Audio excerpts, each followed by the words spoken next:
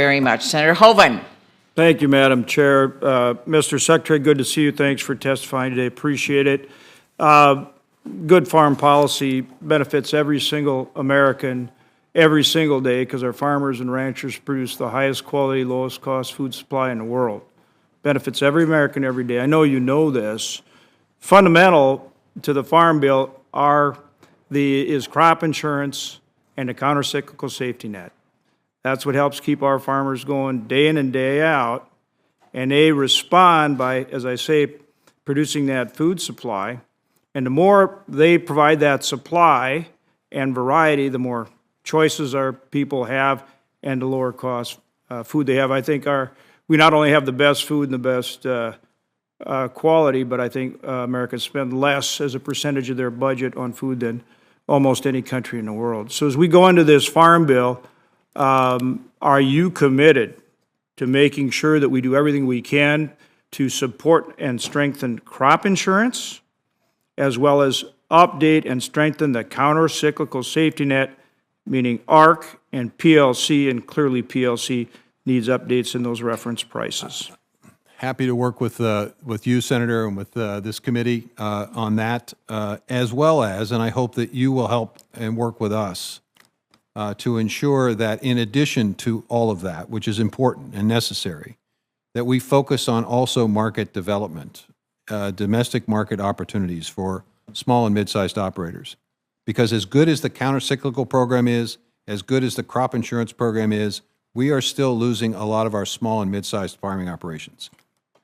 And so one way we can maybe prevent that is by having those small and mid-sized operations have more than a couple of ways to make money, more than just selling their crop or their livestock or a government payment. But maybe they get a climate payment, maybe they get a climate smart premium from the marketplace, maybe they get renewable energy opportunities, maybe they get agricultural waste being converted into a variety of new products.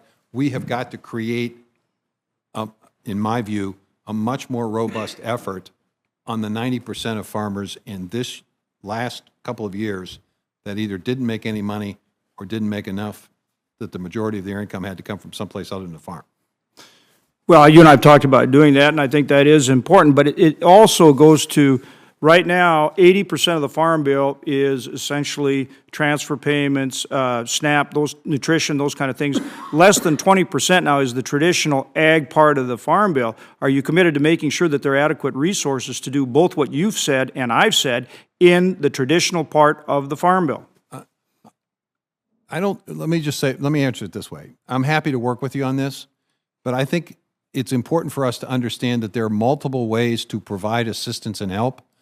The Farm Bill is one way, the regular budget is one way, the CCC is one way. I mean, there are a variety of tools, and the more tools we have, the better job we can do. It's not just simply one bill or one aspect of this. So I think it's important to look at the whole holistically at how do we meet the need, and what tools do we have to have, what flexibilities do we have to have within the tools that we have to meet the need. And I'm happy to work on all of that. Would you agree that by supporting that farm network the way I think we're both talking about actually produces more food, more variety, and lower cost that benefits all those other programs, and that we've got to start, that's the heart and soul, and we've got to make sure we do the best possible job there, or everyone else suffers as a result?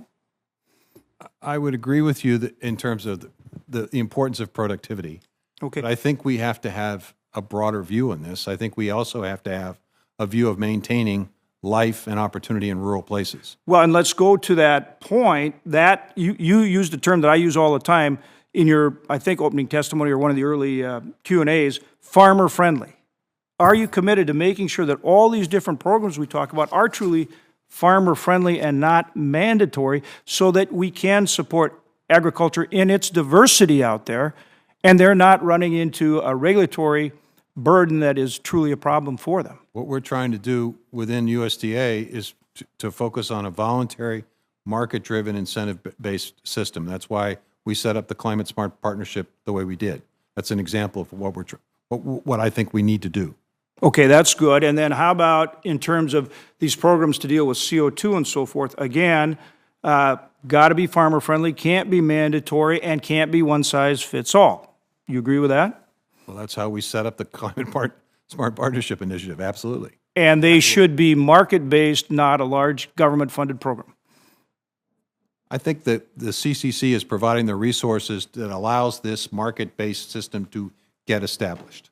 Okay, I think we prime the pump, and then hopefully the market takes it from here. That's what we're going to learn from these 141 projects, Senator. We're going to learn what works and what doesn't work. Well, as you know, I work pretty closely with the CCC, so I'm and you and I have talked about that a lot, so as you know, I'm aware of those programs, and I think we've demonstrated a willingness to work with you on them. I don't disagree with that. The other thing I'd ask about is some of these other programs. For example, are you committed to maintaining the sugar program? Understand the importance of it. And you're committed to maintaining the... Well, when I don't know what you mean by maintain it. I mean... Well, we've got an existing program. Well, maintain it could be a variety of different definitions. I don't mean to be cute about this. And I'm not asking you a trick question. I just, are you willing to support it? We understand the importance of I understand the importance of the sugar program. Absolutely. Okay.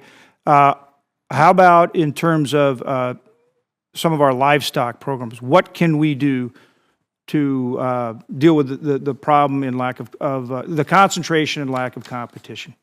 Well, we are attempting to do more by expanding processing capacity in this country.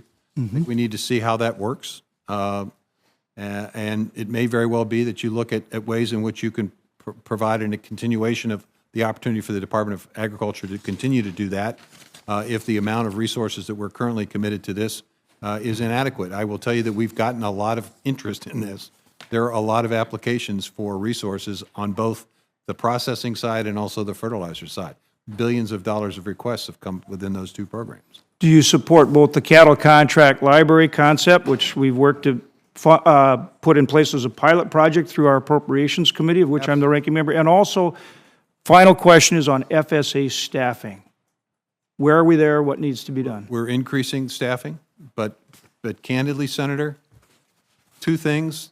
One is our compensation structure and system is no longer as competitive as it once was. It used to be that job was maybe the best job in the county. That's not the case today. And so we have significant competition. We get loan officers in FSA, we train them, and then the bank comes in and says, hey, we can pay you more with a whole lot less stress. And then secondly, it's tough to work for the government these days.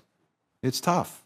People feel put upon in terms of the criticism that is often the case with public service. So I think we need to be very careful about making sure that we're bolstering public service, we're supporting public service, so that we can continue to get enough people willing to do the jobs that are important to be done. Thanks for being here today. Thank you very much, and Secretary